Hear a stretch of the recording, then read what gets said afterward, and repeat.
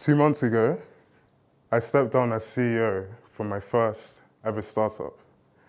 Now, if you're a Warwick student in the room, you might be familiar with the app we made called Butterfly. You also might be wondering what made me step down. I mean, we had around 6,500 users, we had investors, so why leave? Well, the answer is a lot simpler than you might expect. I'm a student, and with final year well underway, a dissertation to write, and a degree to pass, I couldn't wear both hats anymore. I had to make a choice. Surprisingly, after deciding to step down, it felt like I made the wisest decision possible. So what I want to talk about today is how we can take experiences such as my own and not treat them as failures or shattered dreams, but instead treat them as valuable stepping stones to something greater. And before we begin, I want to set the record straight. If you came here looking for answers, you're in the wrong place. This isn't your typical TED Talk. I'm not the guy with 20 different degrees and 50 different self-help books who discovered the meaning of life at age 3. That's not me. I don't have all the answers, and I won't pretend to. Instead of giving you platitudes and empty words that sound nice, today I prepared 4 questions designed to help you live a life filled with purpose. There are many possible answers to these questions, so I want to take them one by one, share my perspective, and address them from first principles.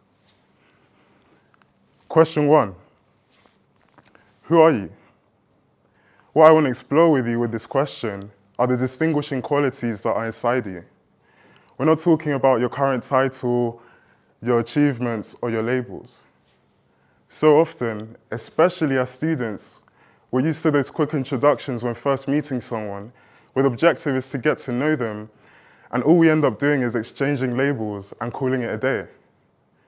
I mean, we're all familiar with the conversations that go something like this. What's your name? What do you study? What year are you in? Goodbye. And just like that, we spend our first interaction with a complete stranger talking about nothing of value. A natural side effect of just coasting through life like this is we can easily fall into shallow social groups and develop superficial friendships that make us feel empty inside. And that's only one of many things that can happen when you don't walk in the knowledge of who you are. And some of you might be inclined to say to me, well, why would I want to get deep with someone I've only just met? And I completely understand. I find, however, that shallow first introductions are only a small part of a bigger issue I see in society, where we're rarely encouraged to reflect on who we are. Whether it be the latest trend on TikTok, our degrees, or even our social groups, it seems we just pass down these identities as we journey through life. It's so easy to fall into the trap of just going through the motions in a world that is so good at labeling us, such that we don't even have to think about who we are, and much less who we want to be. So I want to suggest a different approach by encouraging you to think about those distinguishing qualities that you possess. Are you funny? Are you caring? Are you patient? Spend time thinking about these things and write them down. A wise man named Solomon, one of the ancient kings of Israel, once spoke this proverb: "For as he thinks in his heart, so is he." And what this proverb speaks to is your thoughts being linked to who you are. And so once you've written down who you think you are, ask yourself, is who you wrote down consistent with who you are on a daily basis? Or do you allow your insecurities to keep you from being vulnerable with those close to you? Or do you allow negative thoughts to influence how you feel about yourself? Or do you allow society to dictate who you are? If who you wrote down and who you are on a regular basis don't quite match up, you've made a very valuable observation, and it's time to start bridging the gap. Question 2, what are your gifts? By gifts, I mean the distinguishing qualities that are inside you and can be used to bring about meaningful change in the world. Note how by this definition, gifts are linked to the earlier question in that they require a baseline understanding of who you are. The personal difficulty I found when attempting to answer this question for myself is knowing which of those qualities are the ones that I can use to bring about change in the world. And so instead of being overwhelmed by the idea of changing the entire world, I reduced the complexity of the exercise to my world, my friends, the people around me. You see, a person can't see themselves unless a mirror is held up to them. And I believe your friends can be your mirror as it relates to your character. They can show you things you can't see for yourself. And so I went around asking, and I found that I was described as loving, a leader, caring, persistent, and optimistic. And so you see, I was able to get a much better idea of the qualities that I could not only use to impact the world, but the qualities that I had already been using in my daily life. So I wonder, what would your friends say your gifts are?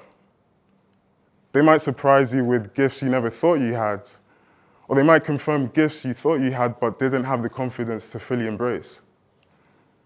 Whichever the case, once you have an understanding of your gifts, seeking then opportunities to both nurture and share those gifts on a larger scale is a crucial next step. Question 3. What do you believe in? So far, we've discussed the importance of knowing who you are and understanding your gifts. And what this question looks at is your way of making sense of the world around you. You might refer to it as your mindset, your perception, or your worldview. You see, we live in a world whose views on divisive topics are constantly changing. I believe having a well-defined worldview is essential. I say well-defined because some say, well, I didn't have a worldview. I didn't believe in anything. And to those, I'd say that the belief in nothing is already the belief in something. And while you can very possibly believe in nothing, I'm more concerned about your convictions as to what you believe and why you believe it. I find it problematic not when I come across someone who shares a different worldview to my own, but when I come across someone who isn't even sure what they believe in the first place. So what I want to encourage in you with this question is a desire to seek out the truth and hold fast to the truth as it relates to your worldview. Back when I was leading Butterfly, at our biggest, we were a team of 26 students. And so as you can imagine, if you were to ask all 26 of us, what do you believe in? You'd likely get 26 different answers. And so leading such a team daily towards a common shared goal of uniting the student population was naturally a challenge. But it was a challenge that I welcomed with open arms, especially during times of conflict. Say we're looking to solve a problem and 2 or 3 have different views on how to solve it. Great, I love it. Why? Because that's how some of our biggest breakthroughs came about.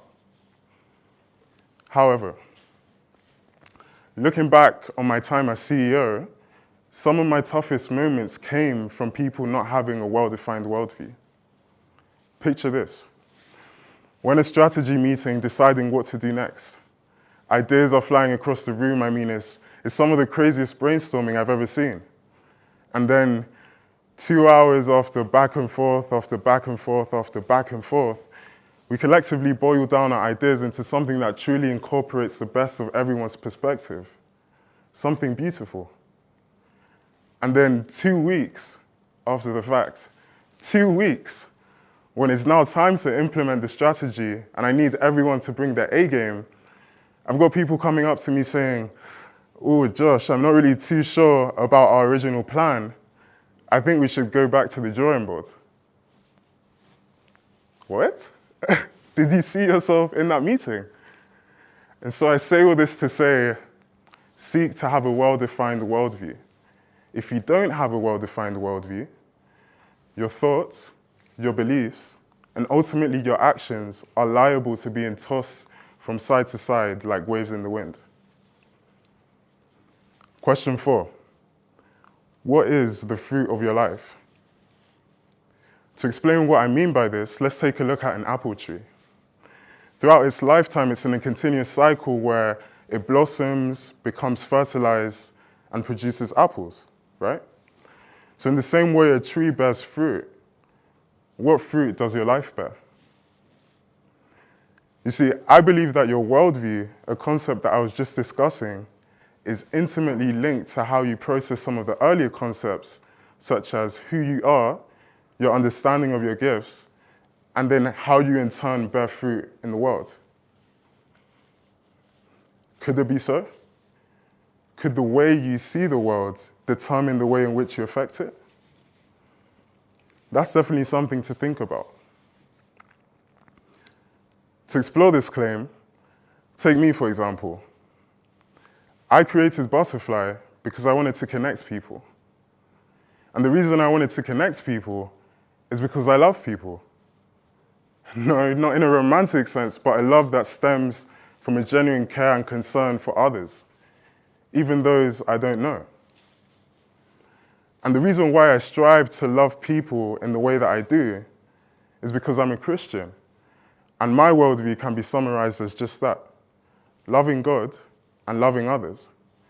It's a worldview that existed long before I ever set foot on this earth. And unless Jesus comes before my time is up, it's a worldview that will exist long after I'm gone. It doesn't change. And so you can see how, looking at the fruit of your life, you can trace back to your worldview, the root of why you do things. Why you do things often informs what you do, and what you do is often regarded by the people around you as your impact. And so as we come to an end, a key question I asked myself before deciding to do this talk is, well, now that I've stepped down as CEO, what's next? And this is a question I spent a long time thinking about. Trust me, answers to big questions like this don't just fall out of the sky. During this time, I prayed, I meditated, and I asked myself questions, many of which form the basis for this talk today. And one thing I want to highlight about wondering what was to come is that I didn't immediately think that the world was over or descend into a state of melodrama. And this is because I have a consistent worldview that allowed me to make a tough but ultimately wise decision. I'll close. If there's one thing I can leave you with before I go, is that I believe that I'm more than a former CEO who made a cool app. And I believe you too are more than what society says you are.